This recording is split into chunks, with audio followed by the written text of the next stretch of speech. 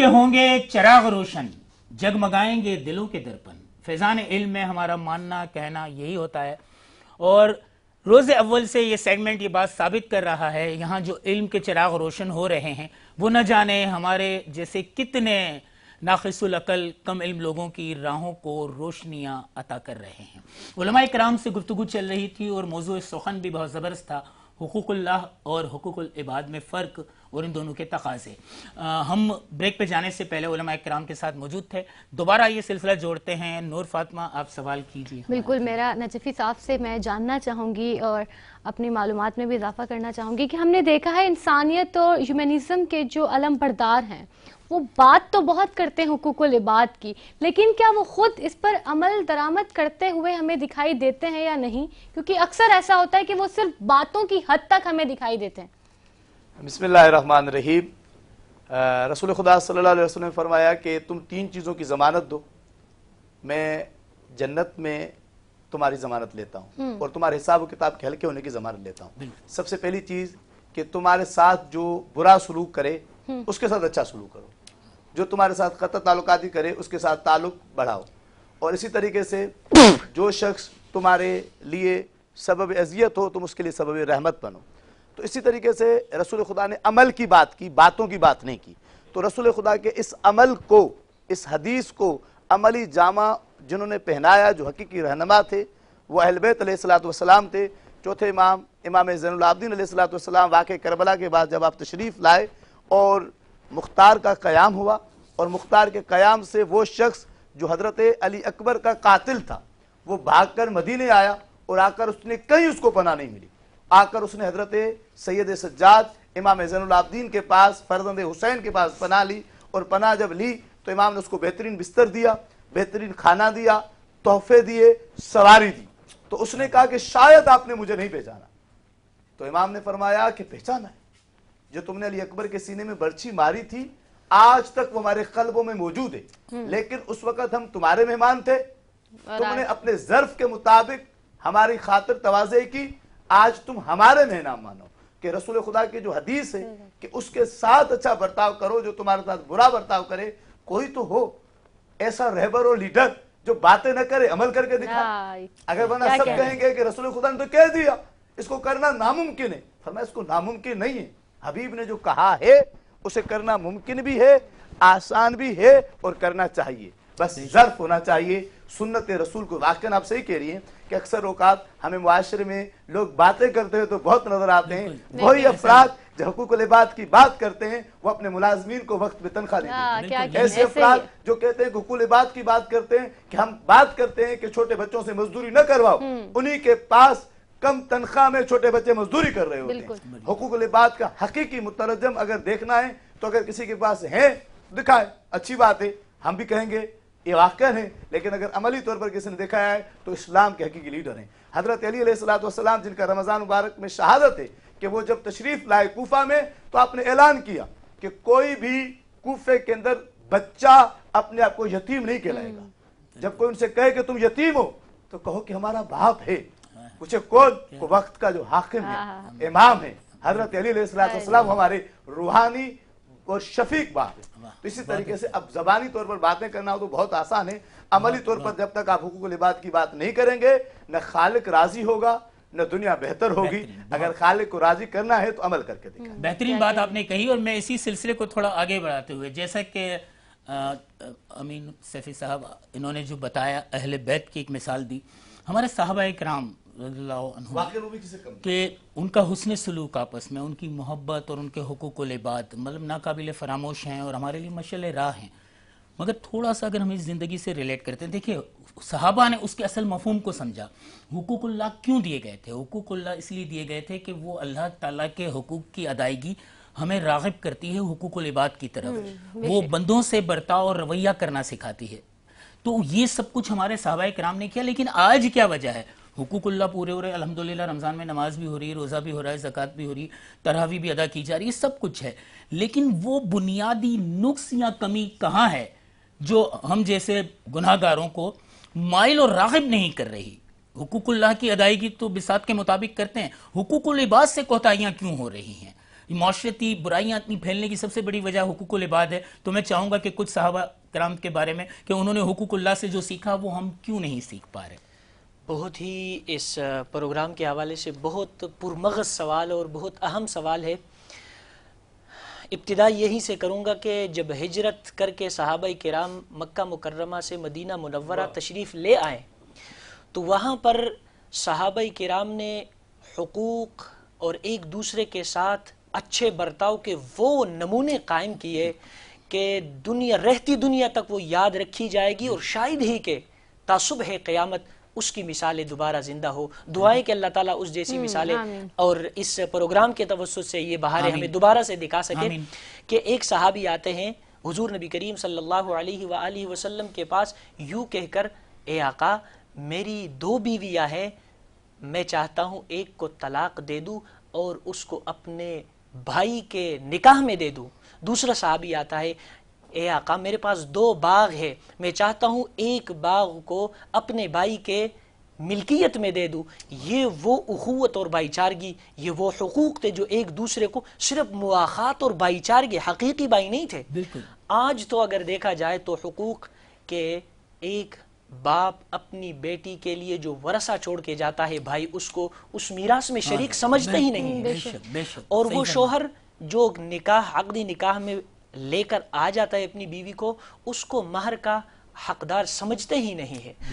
اسی طرح والدین، جو بچوں کے حقوق کی بات کی جاتی ہے تو سب سے بڑا حق جو ہے وہ ان کی تربیت ہے. والدین کو ان کی طرف توجہ ہی نہیں ہے. جیسے علامہ نجوی صاحب نے بتایا کہ مزدور، حضور نبی کریم صلی اللہ علیہ وسلم نے ارشاد فرمایا، اعطوا الاجیر اجرہ قبل ان تجف عرقہ، مزدور کو اس کی مزدوری اس کے پسینہ خشک ہونے سے پہلے ادا کر لیا کرو. لہٰذا اب صحابہ کرام کی آپ نے تذکرہ کیا. ایک صحابی آتے ہیں، وہ حضرت بلال حبشی رضی اللہ تعالی عنہ کو غالباً وہ ان کو کہتے ہیں ایک کالی کے بیٹے. کچھ باتوں میں ان کا تضاد ہو گیا. اب حضور نبی کریم صلی اللہ علیہ وسلم کے پاس جب یہ معاملہ چلا گیا تو اب حضور کے پاس جانے سے پہلے اس صحابی کو ادراک ہوا کہ میں نے اپنے بھائی کو ناراض کیا. اب ان کے دروازے پر کھڑے ہو کر وہ یوں بیان کرتے ہیں، یقین مانے کہ روکتے کھڑے ہو جاتے ہیں ان کے جواب کو اور ان کے مطالبے کو. حضرت ابو ذر کی بات ہے یہ. جی وہ فرماتے ہیں کہ اس وقت تک وہ اپنے سر مبارک کو زمین پر رکھتے ہیں اور کہتے ہیں کہ تم اپنا پاؤں میرے سر پر رکھو، میں تب آپ کے دروازے سے اٹھوں گا. یہ وہ اخوت اور بھائی چارگی، ہمیں اس کی طرف جانا چاہیے. جو آپ کا سوال تھا کہ وہ کیا چیز ہے جو ہمیں اس بات کی طرف اس ٹریک اور اس رخ کی طرف لے آئے، تو میں سمجھتا ہوں کہ وہ سب سے بڑی چیز جو ہے وہ اللہ سے ڈرنا ہے، تقوی ہے. اگر کسی میں خوف خدا ہے تو وہ اس کی طرف آئے گا. لہٰذا ہمیں تقوی کی طرف آنا چاہیے، اللہ کا ڈر اپنے اندر لانا چاہیے اور حضور صلی اللہ علیہ وسلم کے طریقے کو اپنانا چاہیے. ہم نے اہل بیت اور اصحاب کا ذکر کیا تو میں یہ کہنا چاہوں گا، کشف المحجوب میں داتا گنج بخش حجویری ایک واقعہ لکھتے ہیں بنی اسرائیل کے ایک عابد کا کہ اس عابد نے 400 سال عبادت کی اور 400 سال کی عبادت کے بعد ایک بار وہ جو پہاڑ تھا سامنے، اس نے کہا اگر یہ پہاڑ نہ ہوتا تو یہاں سے لوگوں کے آنے جانے میں آسانی ہو جاتی. اس وقت کے جو نبی تھے بنی اسرائیل قوم میں، ان کو حکم ہوا کہ جا کر اس شخص سے کہو کہ اسے ہماری کیے گئے حکم میں اور فیصلے میں رائے دینے کا کوئی حق نہیں ہے. ان کو آ کر کہا تو اس نے کہا میں نے جو بہتر سمجھا کیا. اللہ تعالیٰ نے فرمایا اسے کہو کہ وہ گستاخی کر چکا ہے، ہم نے اس کی 400 سال کی عبادت ختم کر دی اور ہم اسے گناہ گار بناتے ہیں، جہنمی بناتے ہیں. اس شخص نے یہ سن کر سجدے میں گر گیا، سجدہ شکر ادا کیا. نبی برحق نے کہا اور نادان سزا پہ سجدہ شکر ادا نہیں کرتے. تو اس نے کہا میں سزا پہ نہیں کر رہا، میں یہ سجدہ شکر اس لیے ادا کر رہا ہوں کہ اللہ کی کتاب میں، اللہ کے دیوان میں کہیں تو میرا ذکر آیا، چاہے گناہ گار کی حیثیت سے آیا. اور اب ایک اور میری خواہش ہے، اپنے اللہ سے کہو کہ مجھے گناہ گار کر ہی چکا ہے، مجھے جہنمی کر ہی چکا ہے، تو اب مجھ سے یہ وعدہ کر لے کہ جتنے جہنمی ہیں ان کا عذاب مجھے دے دیا جائے اور ان کے سارے گناہ میرے نامہ اعمال میں ڈال کر ان کو بخش دیا جائے. اللہ تعالیٰ کی طرف سے ارشاد نازل ہوا نبی برحق پہ کہ اسے کہو کہ تمہارا امتحان تھا، تمہارا اظہار گناہ کے لیے نہیں، اس اظہار ایثار کے لیے کہ تم باقی سب کے لیے دل میں کیا جذبہ رکھتے ہو، کیا کہنا تم ان کی جنت چاہ رہے ہو، تو آج سے ہم نے تمہیں بھی بخش دیا اور قیامت میں تم جس کی بخشش کرو گے ہم اسے بھی۔ کیا کہنا ہے، یہ حقوق العباد ہیں۔ علامہ نجفی صاحب میں آپ سے جاننا چاہوں گی، کیونکہ حقوق العباد کی بات ہے اور اگر اہل بیت پر بات جائے تو پھر کیا ہی کہنا ہے، کیونکہ حقوق العباد کو میرے حساب سے جو زیادہ تر نبھانے کی کہانی آئی ہے ہمارے سامنے پیش، ہم لوگوں نے جو دیکھا ہے وہ اہل بیت سے ہمیں بہت ساری چیزیں ملی ہیں۔ تو میں چاہوں گی کہ تھوڑا سا آپ کچھ باتیں اہل بیت کے حوالے سے بتائیں کہ ان کا حقوق العباد کے ساتھ کیا معاملہ تھا۔ حقوق العباد کے حوالے سے بھی عید آ رہی کہ میں اسی حوالے سے بیان کروں گا کہ حضرت علی علیہ السلام وقت کے خلیفہ بھی تھے، امام بھی تھے، مشکل کشا بھی تھے، رسول خدا کے بھائی بھی تھے۔ تو آپ جناب قمبر کے ساتھ آئے دکان پر لباس لینے کے لیے، تو آپ نے دو لباس پسند کیے، ایک مہنگا لباس تھا، ایک سستا لباس تھا، اور لباس لینے کے بعد آپ نے فرمایا قمبر تم جوان ہو تو مہنگا لباس تم رکھو، یہ سستا لباس مجھے دے دو، میں تو بوڑھا ہو چکا ہوں۔ یہ حقوق العباد کی انتہا ہے، یعنی اپنے غلام کو اپنے سے قیمتی لباس کیا کہنا ہے۔ جناب فاطمہ تو زہرا کی کنیز تھی جناب فضا، اور فضا کو کبھی بھی جناب فاطمہ کے بچوں نے کنیز نہیں سمجھا بلکہ ہمیشہ ماں کا مقام دیا۔ اور واقع کربلا کے وقت بھی امام حسین جناب فضا سے جب الوداع ہو رہے تھے تو ماں کے الوداع کیا، اور اسی طریقے سے جناب فاطمہ زہرا اپنی کنیز جناب فضا سے کہتی تھی کہ ایک دن کام آپ کریں، ایک دن کام میں کروں گی۔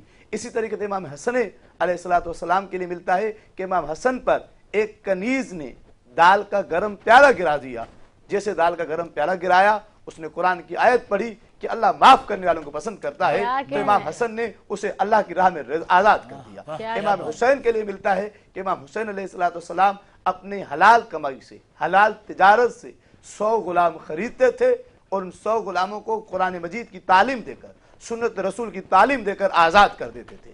حضرت امام زین العابدین کے لیے غلام کہتا ہے میں نے کبھی بھی بستر نہیں بچھایا، وہ کہتے تھے بستر میں اپنا خود بچھاؤں گا، اور غلاموں کے اوپر رہنما تھے۔ اور حقوق العباد کی انتہا یہ تھی کہ غلام کہتا ہے کہ ہم جا رہے تھے، کیا دیکھا کچھ فقیر ہیں جو زمین پر بیٹھے ہوئے ان ٹکڑوں کو کھا رہے ہیں جو انہیں صدقے کی صورت میں ملے ہیں، اور کہا کہ آ جائے ابن رسول اللہ ہمارے ساتھ کچھ تناول فرمائے۔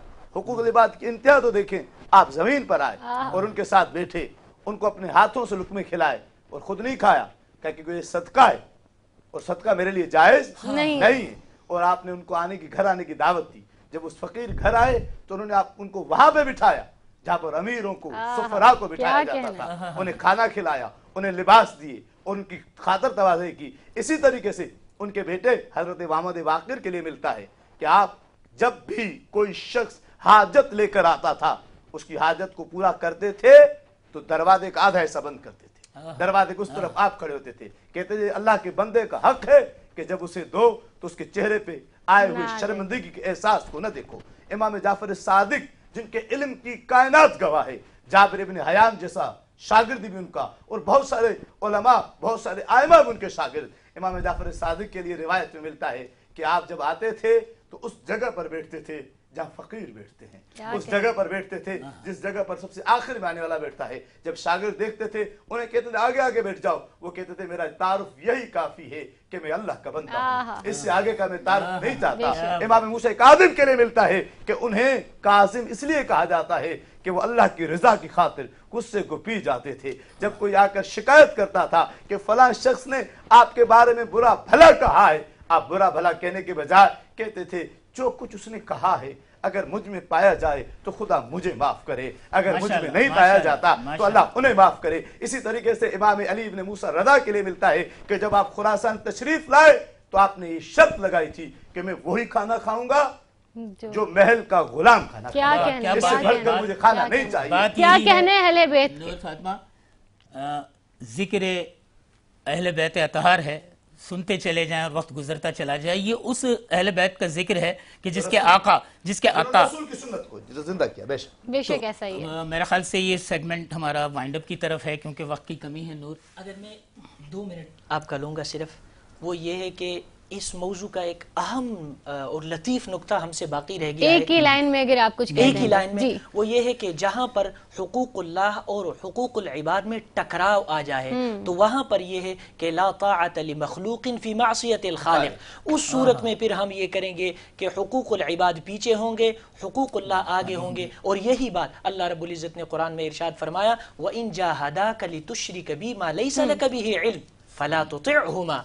اگر ماں باپ تمہیں شرک کی طرف بلائے یا ایسی بات کا حکم دے جو اسلام اور شریعت سے ٹکراؤ ہو تو پھر ان کی اطاعت نہ کرو. یہ بات رہ گئی تھی جو میں بتانا ضروری سمجھا. بہت ہی خوبصورت معلومات میں آپ نے ہماری اضافہ کیا اور ہم آپ دونوں کے مشکور ہیں کہ آپ لوگوں نے اپنا قیمتی وقت، کیونکہ آپ لوگ جو ہم لوگوں کے ساتھ اپنی معلومات شیئر کرتے ہیں، ہمارے جو بھی کوسچنز ہوتے ہیں اس کے جتنی خوبصورتی سے ہمیں جوابات ملتے ہیں اس سے یقیناً ہماری بھی معلومات میں اضافہ ہوتا ہے اور ہمارے جو دیکھنے والے ناظرین ہیں ان کی بھی معلومات میں اضافہ ہوتا ہے.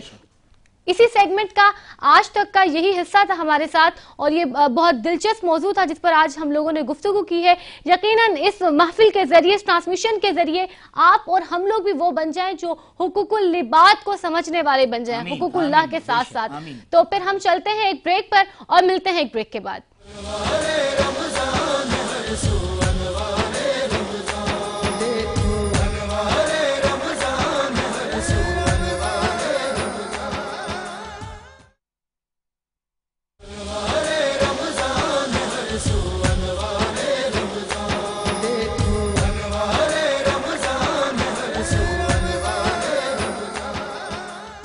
خوش آمدید ناظرین، اس وقت آپ دیکھ رہے ہیں سیگمنٹ راہ نجات، جس سے ہر روز ہماری کوشش ہوتی ہے آپ کو درس دیا جائے جس سے آپ بھی سیکھ سکیں اور ہم بھی سیکھ سکیں. آج ہمارے پاس جو واقعہ ہے وہ ہم بیان کرنے لگے ہیں. ایک مرتبہ کا واقعہ ہے کہ سید الانبیاء نبی کریم صلی اللہ علیہ وآلہ وسلم طواف فرما رہے تھے کہ ایک اعرابی کو اپنے آگے طواف کرتے ہوئے پایا جس کی زبان پر یا کریمو کی صدا تھی. حضور اکرم صلی اللہ علیہ وآلہ وسلم نے بھی پیچھے سے یا کریمو پڑھنا شروع کر دیا. وہ اعرابی رکن یمانی کی طرف جاتا تو پڑھتا یا کریمو. سرکار دو عالم بھی پیچھے سے پڑھتے یا کریمو. وہ اعرابی جس سمت بھی رخ کرتا اور پڑھتا یا کریمو، سرکار بھی اس کی آواز سے آواز ملاتے یا کریمو پڑھتے. اعرابی نے تاجدار کائنات صلی اللہ علیہ وآلہ وسلم کی طرف دیکھا اور کہا کہ اے روشن چہرے والے، اے حسین قد والے، اللہ کی قسم اگر آپ کا چہرہ اتنا روشن اور عمدہ قد نہ ہوتا تو آپ کی شکایت اپنے محبوب نبی کریم صلی اللہ علیہ وآلہ وسلم کی بارگاہ میں ضرور کرتا کہ آپ مذاق اڑاتے ہیں. سید عالم صلی اللہ علیہ وآلہ وسلم نے تبسم فرمایا کہ کیا تو نے اپنے نبی صلی اللہ علیہ وآلہ وسلم کو دیکھا ہے؟ کیا تو اپنے نبی صلی اللہ علیہ وآلہ وسلم کو پہچانتا ہے؟ عرض کیا نہیں. آپ صلی اللہ علیہ وآلہ وسلم نے فرمایا کہ پھر تم ایمان کیسے لائے؟ عرض کیا بن دیکھے ان کی نبوت و رسالت کو تسلیم کیا، مانا اور بغیر ملاقات کے میں نے ان کی رسالت کی تصدیق کی. یہاں پر میری زبان پر ایک شعر آ رہا ہے کہ سرکار دو عالم کے رخ پر انوار کا عالم کیا ہوگا، جب زلف کا ذکر ہے قرآن میں رخسار کا عالم کیا ہوگا. جس وقت ہوں ان کی خدمت میں بو بکر و عمر عثمان و علی، اس وقت رسول اکرم کے دربار کا عالم کیا ہوگا. ابو بکر ادھر، عثمان ادھر، ایک سمت علی ایک سمت عمر، ان جگمگ جگمگ تاروں میں مہتاب کا عالم کیا ہوگا. کھائی ہے قسم خود قرآن نے اصحاب کے دوڑتے گھوڑوں کی، اصحاب کا جب یہ عالم ہو سردار کا عالم کیا ہوگا. ہر کوئی فدا ہے بن دیکھے دیدار کا عالم کیا ہوگا. آپ صلی اللہ علیہ وآلہ وسلم نے فرمایا مبارک ہو، میں دنیا میں تیرا نبی ہوں اور آخرت میں تیری شفاعت کروں گا. وہ حضور صلی اللہ علیہ وآلہ وسلم کے قدموں میں گرا اور بوسے دینے لگا۔ آپ صلی اللہ علیہ وآلہ وسلم نے فرمایا وہ معاملہ نہ کر جو عجمی لوگ اپنے بادشاہوں کے ساتھ کرتے ہیں۔ اللہ نے مجھے متکبر و جابر بنا کر نہیں بھیجا بلکہ اللہ نے مجھے بشیر و نذیر بنا کر بھیجا۔ ناظرین کرام ذرا غور کریں، آج کے خود ساختہ 2 ٹکے کے سردار لوگوں کو اپنے قدموں میں رکھنا پسند کرتے ہیں، لوگوں کو کہتے ہیں کہ ہماری مانو، ہر بات میں یہ کرو، لیکن یہ دونوں جہانوں کے سردار ہیں۔ آج کے لوگ بھی ایم پی اے، ایم این اے اور سرداروں کے ساتھ تصویریں نکال کر فیس بک پر اور میڈیا پر رکھ رہے ہوتے ہیں کہ ہم بڑی شخصیت کے ساتھ کھڑے ہوئے ہیں، لیکن اس چیز سے یہاں پر ظاہر ہوتا ہے سجدہ یا جھکاؤ صرف اور صرف اللہ تبارک و تعالیٰ کی ذات کے آگے ہونا چاہیے۔ نبی کریم صلی اللہ علیہ وآلہ وسلم نے ایک جگہ فرمایا کہ صرف اور صرف سجدہ اللہ تبارک و تعالیٰ کی ذات کو ہی ججتا ہے اور اللہ تبارک و تعالیٰ کی ذات پر ہی ہے۔ اگر کسی اور کو سجدہ جائز ہوتا تو میں بیوی کو کہتا کہ وہ اپنے شوہر کو سجدہ کرے، اس کے علاوہ کسی کے لیے سجدہ جائز، اللہ تبارک و تعالیٰ کے علاوہ کسی کے لیے سجدہ جائز نہیں ہے۔ یہاں اسی قصے کو آگے بڑھائیں تو راوی کہتے ہیں کہ اتنے میں جبرائیل علیہ السلام آئے اور عرض کیا اللہ جل جلالہ نے آپ کو سلام فرمایا ہے اور فرماتا ہے کہ اس اعرابی کو بتا دیں کہ ہم اس کا حساب لیں گے۔ اعرابی نے کہا یا رسول اللہ کیا اللہ میرا حساب لے گا؟ فرمایا ہاں اگر وہ چاہے تو حساب لے گا۔ عرض کیا کہ اگر وہ میرا حساب لے گا تو میں اس کا حساب لوں گا۔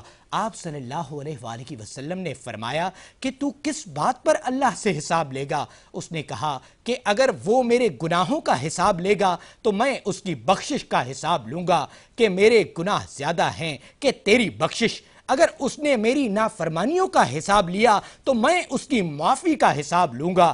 اگر اس نے میرے بخل کا امتحان لیا تو میں اس کے فضل و کرم کا حساب لوں گا۔ حضور کریم صلی اللہ علیہ وآلہ وسلم سب سماعت کرنے کے بعد اتنا روئے کہ ریش مبارک آنسوؤں سے تر ہو گئے۔ پھر جبرائیل علیہ السلام آئے، عرض کیا اے اللہ کے رسول صلی اللہ علیہ وآلہ وسلم اللہ سلام کہتے ہیں اور فرماتے ہیں کہ رونا کم کریں۔ آپ کے رونے نے فرشتوں کو تسبیح و تحلیل بھلا دی ہے۔ اپنے امتی کو خوشخبری سنا دیں، یہ جنت میں آپ کا ساتھی ہوگا۔ اللہ تبارک و تعالی ہمیں بھی نبی کریم صلی اللہ علیہ وآلہ وسلم کا ساتھی بنائے، نبی کریم صلی اللہ علیہ وآلہ وسلم کے محلے میں رکھے، تب بھی ہم بہت زیادہ خوش نصیب ہوں۔ ناظرین کرام آج اس سیگمنٹ میں اتنا ہی، انشاءاللہ کل ایک اور حدیث کے ساتھ آپ کے سامنے حاضر ہوں گے۔ تب تک کے لیے اپنے میزبان شہباز ابراہیم کو دیجیے اجازت۔ اللہ حافظ۔